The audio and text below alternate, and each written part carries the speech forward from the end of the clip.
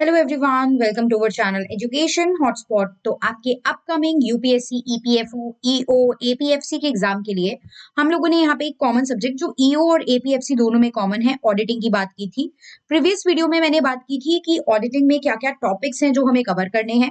देखिए, we are not going to cover, ये मैंने पिछली वीडियो में बताया था, हम यहाँ पे फालतू की बातें नहीं करेंगे। फालतू की बातें इन द सेंस, ठीक है, इंपॉर्टेंट बातें हैं, बट फॉर्म कब आ रहा है, राइट, आएगा या नहीं आएगा, कितनी सीट्स हमारे पास अवेलेबल होंगी, हमें सिर्फ एक सीट चाहिए, राइट। फॉर्म आ रहे हैं, इसका आइडिया हमें है कि फॉर्म आने हैं। एग्जाम जून तक हो जाएगा, वैसे जुलाई तक नहीं, इसको एक्सटेंड करते हैं, बट ठीक है, लिख लेते हैं जून जुलाई तक एग्जाम होने वाला है।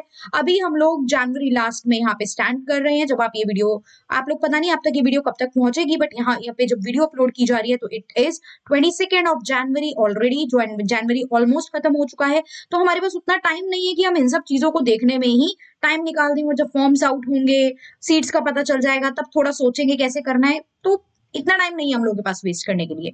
What we need to do, we need to start preparing. हमें तैयारी अभी से स्टार्ट करनी पड़ेगी, तभी हम थोड़ा बहुत चीजों पे और कंपटीशन में सर्वाइव कर पाएंगे। Because I am damn sure कि अगर आप ये एग्जाम के लिए पढ़ रहे हैं तो फॉर श्योर आप कोई ना कोई और एग्जाम की भी तैयारी कर रहे हैं, तो you don't have that much time, right. अब थोड़ा सा बैकग्राउंड देखते हैं ऑडिटिंग। देखिए, इसके एमसीक्यू किस तरीके से आएंगे वो मैं आपको बाद में जरूर प्रैक्टिस कराऊंगी। पहले हम शॉर्ट में इस टॉपिक को समझ रहे हैं, सो दैट जिस स्टूडेंट का बैकग्राउंड नहीं है वो भी थोड़ा चीजों को समझ पाए कि ये क्या चीजें हैं। अंडरस्टैंडिंग होगी तो एमसीक्यू अपने आप सॉल्व कर पाओगे। तो सब्जेक्ट अंडरस्टैंडिंग होना is very important. And handwritten notes आप देख पा रहे हो, उसके थ्रू मैं यहाँ पे आपको चीजें करा के चल रही हूँ, और इसी तरीके से हम इसको आगे कंटिन्यूटी में करेंगे। तो बात की जा रही है ऑडिटिंग जो है वो उसका ओरिजिन और इवोल्यूशन कैसे हुआ। तो सबसे पहले तो ये एक लैटिन टर्म से आया है जिसका मतलब है ऑडायो, दैट इज टू हियर, सुनना। ऑडिबल वर्ड हम यूज करते हैं ना, कई बार आपने सुना होगा ऑडिबल, एम आई ऑडिबल। मैं भी कई बार वीडियो में हम पूछते हैं एम आई ऑडिबल। ऑडिबल मतलब क्या, मेरी आवाज सुनाई दे रही है, तो इसका मतलब होता है किसी चीज को सुनना। तो पुराने समय में क्या होता था, जो भी आप अकाउंट्स होते हैं, जो भी डेटा होता था, कितना आया कितना पैसा गया, वही खाता काइंड ऑफ रखना, वो सिर्फ सुन के या हियरिंग के बेसिस पे, जो भी आपने सुना उस बेसिस पे वो चीजों को माइंड में रखा जाता था। और ये सब्जेक्ट उतना ही पुराना है जितना अकाउंटिंग। अब क्वेश्चन आता है अकाउंटिंग क्या है। देखिए, अकाउंटिंग भी हम लोग पढ़ेंगे, अकाउंटिंग एज अ सब्जेक्ट, और अकाउंटिंग ऑडिटिंग से भी ज्यादा डिटेल्ड यहाँ पे सिलेबस में हमारे पास है, तो ऑडिट अकाउंटिंग भी हम पढ़ेंगे। बट अकाउंटिंग में आप मान के चलो कि आप अपनी ट्रांजेक्शन जो होती है ना उसे रिकॉर्ड करते हो। फॉर एग्जाम्पल, मेरी एक शॉप है, मैं अपनी शॉप पे कुछ रॉ मटेरियल लेके आती हूँ, फिर अपनी दुकान से मैं कुछ गुड्स जो है वो बेचती भी हूँ। तो कितना मैं रॉ मटेरियल ला रही हूँ, उससे मेरा पैसा जा रहा है, राइट, फंड जाएगा। गुड्स बेचूंगी, सेल करूंगी तो पैसा आएगा, राइट, बेचूंगी तो पैसा आएगा। तो ये चीज क्या कहलाती है, ये चीज अकाउंटिंग कहलाती है। अभी के लिए इतना जानिए, अकाउंटिंग में डिटेल में और भी सारी चीजें मैं आपको बताऊंगी। तो ये वैदिक पीरियड के टाइम से चलती आ रही है। अकाउंटिंग ऑडिटिंग की बात करें तो वैदिक पीरियड के टाइम से चलती आ रही है। जैसे कि एक बुक है अर्थशास्त्र, आपको पता होगा, कौटिल्य ने लिखी है, राइट। कौटिल्य जो है वो मौर्यन एम्पायर में एग्जिस्ट करते थे, तो कौटिल्य ने किताब लिखी है अर्थशास्त्र नाम से, जो बताती है। देखिए, वो एक पॉलिटी इकोनॉमी से रिलेटेड बुक है। अर्थशास्त्र को इंग्लिश में हम इकोनॉमी बोलते हैं। पॉलिटी इकोनॉमी से रिलेटेड बुक है, जिसमें इन्होंने क्या एक राजा के कर्तव्य है, राजा का क्या फर्ज बनता है, किस तरीके से वो अर्थव्यवस्था को चलाएगा, फंड कैसे एलोकेट करेगा, इस तरीके की बहुत सारी बातें यहाँ पे अर्थशास्त्र में कौटिल्य ने की हैं। तो इसमें जो है डिटेल्ड रूल्स है अकाउंटिंग एंड ऑडिटिंग के, राइट। इसमें डिटेल्ड रूल है अकाउंटिंग और ऑडिटिंग के, कि कैसे अकाउंटिंग और ऑडिटिंग होनी चाहिए। ये चीज यहाँ पे मेंशन की गई है। उसके बाद हम आगे देखते हैं, कौटिल्य ने क्या बात बोली कि जितनी भी अंडरटेकिंग्स होती हैं जो फाइनेंस से रिलेटेड हैं, जितनी भी ऑर्गेनाइजेशन है जो अंडरटेकिंग्स है जो फाइनेंस से रिलेटेड है, hence foremost attention should be paid to the treasury. Treasury मतलब खजाना जो है हमारा, जो फंड है, उस पर ध्यान देना चाहिए, राइट। शुरुआत में जो ऑडिटिंग की जाती थी वो की जाती थी ताकि आप जो गलतियां हो रही हैं, आपने रिकॉर्डिंग में कोई गलती कर दी, मतलब और अकाउंटिंग में आप चीजें रिकॉर्ड कर रहे हो ना, तो आप चेक कर रहे हो कि जो है एरर्स या कोई फ्रॉड तो नहीं हुआ है, उनको डिटेक्ट करो, पहचानो, और फिर उसको प्रिवेंट करो, राइट। This was auditing. अब ऑडिटिंग जो था वो बहुत तेजी से बढ़ा, धीरे धीरे auditing with the passage of time, जैसे ही आपकी सोसाइटी ग्रो करने लगी, रिवोल्यूशन आया, इंडस्ट्रियल रिवोल्यूशन आया, इंडस्ट्री में काम होने लगा, तो इतने बड़े लेवल पे जब काम हो रहा है, प्रोडक्शन हो रहा है, तो रिकॉर्डिंग भी ज्यादा हो रही है, और रिकॉर्डिंग ज्यादा है और लाइक तो पर्सन ज्यादा इन्वॉल्व है, रिकॉर्डिंग ज्यादा है, ट्रांजेक्शन ज्यादा है, तो गलतियों के चांसेस भी ज्यादा हैं। सो दैट्स वाई यहाँ पे ऑडिटिंग की और ज्यादा रिलेवेंस हमें फील होने लगी, जरूरत फील होने लगी। तो कंपनी एक्ट 1913 की जब हम बात करते हैं, जिसने, देखिए ये आजादी से पहले की बात है, जिसने ऑडिट ऑफ अकाउंट को कंपलसरी कर दिया। राइट, बाद में मैं और भी लॉज, कंपनी अकाउंट क्या कहते हैं, ये सब चीजें बताऊंगी आपको ऑडिटिंग के बारे में। अकाउंटिंग में अकाउंटिंग का पढ़ेंगे, ऑडिटिंग में हम ऑडिटिंग का पढ़ेंगे, वो सेपरेट टॉपिक है। राइट, अब as a means of overcoming the problem of क्यों ऑडिटिंग, बाय ऑडिटिंग, आप ऑडिटिंग क्यों कर रहे हो? देखो ऑडिटिंग में क्या कर रहे हो, एक तरीके से गलती पकड़ रहे हो। जो भी आपने रिकॉर्ड करी है ना चीजें, आप देख रहे हो कि वो एरर फ्री रहे, उसमें कोई गड़बड़ ना हो।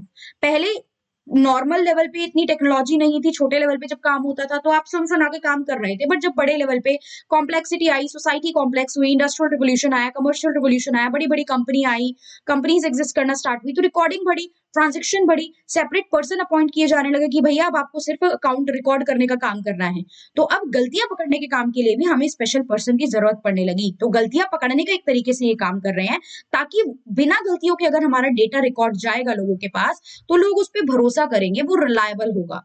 तो अनरिलायबल इंफॉर्मेशन की प्रॉब्लम से बचने के लिए डिसीजन मेकर, मान लो मुझे इस कंपनी में पैसा लगाना है और अकाउंट आप गलत दिखा रहे हो, तो ऑडिटर ने अगर अकाउंट रिव्यू करे हैं आपके, तो मुझे भरोसा रहेगा ना कि यार हाँ, इस कंपनी में इस कंपनी के अकाउंट जो है वो ट्रू और फेयर पिक्चर बता रहे हैं, वो सही चीज बता रहे हैं, तो ठीक है मैं इन्वेस्ट कर सकती हूँ इस चीज में, मैं इस कंपनी को उधार में सामान बेच सकती हूँ। जो भी कंपनी से रिलेटेड लोग हैं वो कंपनी के अकाउंट, अब कंपनी के जो अकाउंट उसकी पिक्चर प्रेजेंट करते हैं, उसको देख के एक डिसीजन जो है वो लेते हैं, और ये चेक कर पाते हैं कि जो इन्फॉर्मेशन उन्हें प्रोवाइड की जा रही है वो रिलायबल यानी कि भरोसे के लायक है या नहीं।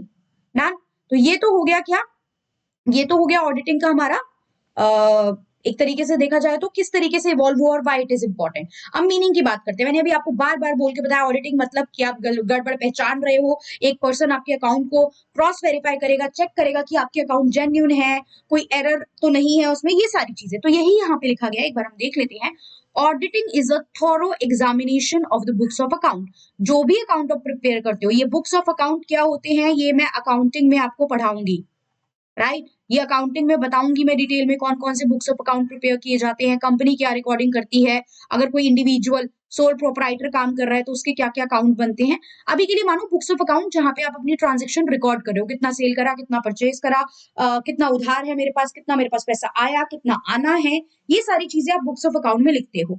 तो उसकी एक थोरो एग्जामिनेशन कर रहे हो, किसी भी बिजनेस के बुक्स ऑफ अकाउंट की आप एक थोरो एग्जामिनेशन कर रहे हो। कौन कर रहा है? एक इंडिपेंडेंट क्वालिफाइड पर्सन कर रहा है, मतलब एक पर्सन जो उस चीज के लिए क्वालिफाइड है। उस पर्सन को हम पढ़ेंगे आगे डिटेल में, ऑडिटर बोलते हैं। ऑडिटर जो होते हैं वो ICAI, Institute of Chartered Accountant of India से क्वालिफाइड सीए होते हैं। वो लोग प्रॉपर ऑडिटिंग का काम करते हैं, तो क्वालिफाइड पर्सन होना चाहिए। राइट, ऐसे ही आप कह दो कि किसी भी पर्सन ने ऑडिट करा है तो ये थोड़ी हम मान सकते हैं। क्वालिफाइड पर्सन जिसपे भरोसा किया जा सकता है, वो अपनी स्टैंप एंड सिग्नेचर वहां पे लगा देगा, तब वो रिपोर्ट आपकी ऑथेंटिक मानी जाएंगी। Qualified person for reporting to the owners, owners को रिपोर्ट करे about the genuineness and accuracy of account, की जो अकाउंट बनाए गए हैं ये जेन्युइन है, एक्यूरेट है, जो भी आपने अकाउंट और फाइनेंशियल स्टेटमेंट बनाई है ये रिलायबल है। राइट, ये फ्री फ्रॉम एरर है, इसमें कोई गड़बड़ नहीं है। और अगर एरर डिटेक्ट होती है तो आपको एरर रिमूवल का भी काम करना पड़ता है। एरर्स भी हम देखेंगे क्या क्या गड़बड़ हो सकती हैं, धीरे धीरे प्रोसीड करेंगे, अभी बस बेसिक्स देख रहे हैं हम लोग। फिर एक और यहाँ पे प्रॉपर डेफिनेशन देख लेते हैं by ICAI, Institute of Chartered Accountant of India ने जो डेफिनेशन दी है वो क्या बोलते हैं। ऑडिटिंग एक इंडिपेंडेंट एग्जामिनेशन है फाइनेंशियल इंफॉर्मेशन की, किसी भी एंटिटी की, कोई भी एंटिटी है, ऑर्गेनाइजेशन है, संस्था है, उसकी जो भी फाइनेंशियल इंफॉर्मेशन वो प्रोवाइड करती है उसको हम एग्जामिन करते हैं, चाहे वो प्रॉफिट ओरिएंटेड हो या प्रॉफिट ओरिएंटेड ना हो। मतलब या तो वो ऑर्गेनाइजेशन, कंपनी, सोल प्रोपराइटर कुछ प्रॉफिट कमाने के लिए काम करिए, एनजीओ भी हो, एनजीओ का भी ऑडिट होता है, इररिस्पेक्टिव ऑफ इट्स साइज, बड़ी है छोटी है वो छोड़ दो, क्या लीगल फॉर्म है, किस टाइप की कंपनी में, जैसे मैंने बोला सोल प्रोपराइटर है, कंपनी है, पार्टनरशिप है, सबके अकाउंट सब प्रिपेयर करते हैं, तो क्या लीगल फॉर्म है वो भी छोड़ो, ऑडिटिंग होगी। राइट, प्रॉफिट मेकिंग हो, एनजीओ हो, ऑडिटिंग होगी। When such an examination is conducted, इसको कंडक्ट किया गया है with a view to express an opinion thereon, जिसपे आप अपना ओपिनियन दे सको। ओपिनियन मतलब अगर वो सही है तो आप उसको, उसके अकाउंट को सर्टिफाई कर दोगे, अगर नहीं है तो आप उसको कैंसिल कर दोगे, बताओगे व्हाट इज द एरर, उनको कैंसिल कर दोगे। Right, so this is the thing, this is the meaning and origin of auditing. किस तरीके से ऑडिटिंग इवॉल्व हुआ, मतलब ओरिजिन हमने देखा, बहुत देखो डिटेल में कहानी जाननी नहीं है क्योंकि आपका एग्जाम सब्जेक्टिव तो है नहीं, और डिटेल मैंने मेंशन नहीं किया, जितना हमारे एग्जाम के पर्सपेक्टिव से इंपॉर्टेंट है आपका बेसिक क्लियर करने के लिए उतनी चीजें यहाँ प्रेजेंट की गई हैं। So there is no need कि इन डेप्थ आप जाओ, इतना मोर देन इनफ है। अगली क्लास में मैं आप लोगों को बताऊंगी अकाउंटिंग वर्सेस ऑडिटिंग, कि अकाउंटिंग भी एक सब्जेक्ट है जो हम ऑल दो पढ़ेंगे अलग से, उसकी अलग प्लेलिस्ट बनेगी, सीरीज बनेगी।